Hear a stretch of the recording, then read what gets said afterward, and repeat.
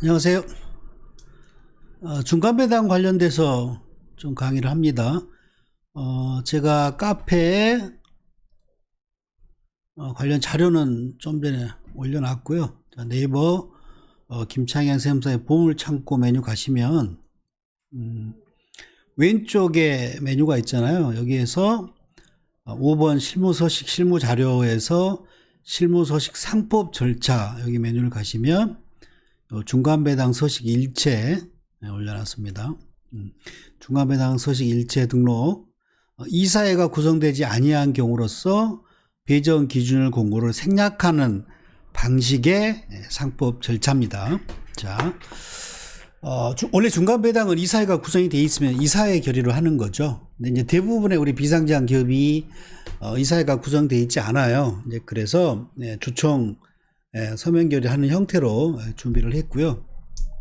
배정 기준일 공고 관련돼 가지고는 조금 관련 내용을 좀 저희가 이해를 할 필요가 있는데 관련 내용은 24 절스덕의 컨설팅 원고를 잠깐 보고 살펴보도록 하겠습니다. 자, 파트 이게 6에 있습니다. 2024년판 파트 6에 10번 메뉴에 있고요. 10번 중간배당 위한 정관규정 정비라고 하는 10번 메뉴에 있고, 자, 페이지는 교재 페이지는 369페이지입니다. 여기 보면 중간배당 기준이 관련된 369, 370페이지, 그리고 요 외에 관련 서식은 부록에 있는 1373, 1374페이지를 보시면 되고요. 잠깐 보면, 자, 일단 중간배당을 하기 위해서는 정관규정 정비가 먼저 필요하죠. 우리 전 시간에 정관 공부하셨는데, 정관에 중간배당을 할 수 있다는 내용이 없는데 하게 되면 가직금, 세무상 가직금 처분을 받게 된다고 그랬잖아요. 그래서 중간배당 하기 위해서는 먼저 정관, 회사의 정관을 확인을 하셔서 중간배당을 할 수 있는 내용이 기재되어 있는지 확인을 하시고요. 만약에 정관이 없다라고 그러면 정관 변경을 먼저 한 이후에, 또는 뭐 안건을 2개를 쳐가지고 정관 변경안과 뭐 배당 결정을 같이 하시든지 그렇게 해서 일단 정관의 정비가 필요합니다. 중간배당은 연 1회 결산기를 정한 회사만 할 수 있죠. 그러니까 결산기가 6개월인 회사는 중간배당 못합니다. 결산배당만 할 수 있고요. 근데 대부분의 기업이 이제 1년의 결산기를 가지고 있으니까 대부분 다 할 수 있다고 보시면 되는 거고요. 그다음에 또 하나 이해하셔야 되는 게 이 중간배당 기준일 관련된 내용입니다. 370페이지 있고요. 자, 요 내용 한번 보시면 간혹 이런 거 보실 거예요. 그러니까 정관을 보면 중간배당 날짜를 정관에다가 특정 지어놓은 경우가 있어요. 예를 들면 중간배당은 뭐 7월 1일 현재 주주를 기준으로 중간배당을 한다라고 딱 정해진 경우가 있거든요. 근데 이럴 때는 사실 배정 기준인 공고가 필요 없어요. 여기 보시면 정관 규정에 중간배당 기준이 정하여진 경우에는 기준일 공고 없이 결의만 해서 바로 배당을 하면 되는데, 정관 규정에 중간배당 기준이 없는 경우에는 중간배당 기준일을 공고해야 합니다. 그리고 이 기간은 3개월 이내의 기간으로 할 수 있게 돼요. 근데 이제 그 공고라는 절차를 저희가 이제 귀찮다고 그러면 정관의 기준일을 딱 특정을 해야 되는데, 이게 이제 단점이 있죠. 그 날짜를 기준으로만 중간배당을 할 수 있으니까 기중에 뭐 증여 플랜을 해가지고 새로운 뭐 주주까지 배당을 받을 수 있는 어떤 그런 환경이라고 그러면 기준일 공고가 딱 정관에 정해져 있는 게 오히려 조금 안 좋을 수도 있죠. 개인적인 생각은 기준일이 정관에 정해져 있지 않더라도 그 뭐 상법 절차가 뭐 특별히 뭐 복잡한 절차가 수행되고 그러는 것이 아니기 때문에 우리가 아무 때나 선택해서 중간배당을 할 수 있으려고 하면 정관의 기준을 정하는 것보다 정관에 정하지 않고 별도의 상법 절차, 이 기준일 공고를 통해서 배당을 할 수 있게끔 그렇게 하면 하는 게 더 편리할까 생각이 됩니다. 그래서 이제 실제로는 공고하지 않습니다.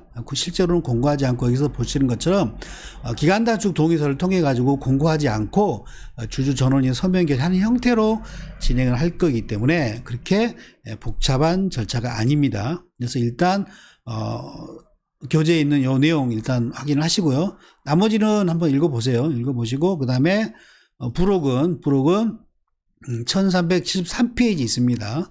총주주 서면결의서 기간단축 동의서. 그러니까 배정 기준일을 공고하지 않고 서면결의서로 기간단축 동의를 해가지고 기준일 공고를 생략하는 그 소식입니다. 그래서 이게 먼저 작성이 되고 3개월 이내 기간으로 해가지고 그래서 우리 교재를 보시면 여러분 다 날짜가 땡땡으로 표시가 되어 있는데 얘만 날짜가 들어가 있어요. 그래서 7월 25일 날 기간 단축 동의를 하는 결의를 먼저 하고요.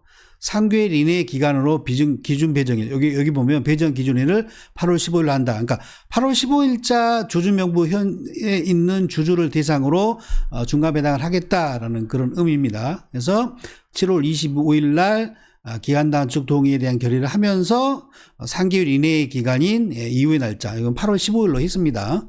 8월 15일은 한 20일 정도 뒤로 해서 배정 기준일을 기간 단축 동의를 하고, 그 다음에 이제 8월 15일이 되면 그 날짜 주주를 대상으로 주당 얼마씩 얼마를 배당하겠다는 결의를 주총을 여기는 지금 교재에는 이사회 의사라고 돼 있어요. 그러니까 이사회가 구성이 돼 있는 경우를 가정해서 했는데, 지금 카페에 올린 거는 우리 비상장 기업도 이사회 구성 안 되는 데가 더 많아서 주총 주총에 대한 서면 결의를 하는 형태로 작업을 했습니다.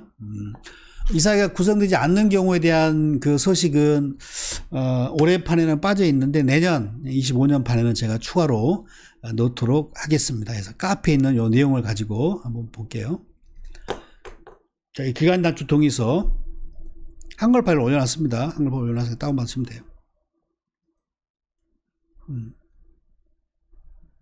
네, 기간 단축 동의서 해가지고 5월 3일자로, 그러니까 오늘이 4월 15일자로 기간 단축 동의에 대한 결의를 하면서 5월 3일자 주주를 기준으로 중간 배당을 하겠다라고 하는 소식이고요.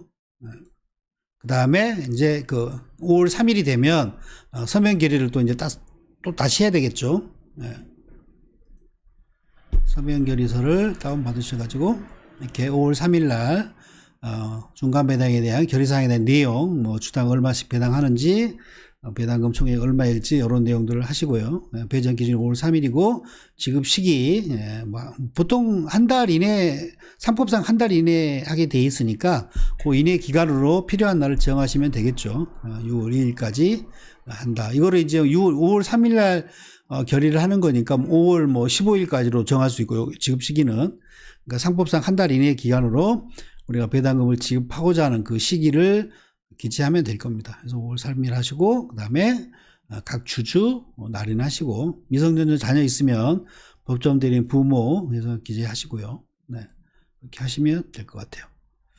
그래서 이게 이제 딱 결정이 되면 이제 그리고 주주별로 얼마를 배당하고 하는 것들에 대한 차인 지급의 현황을 엑셀 파일용으로 다운 받으셔가지고요.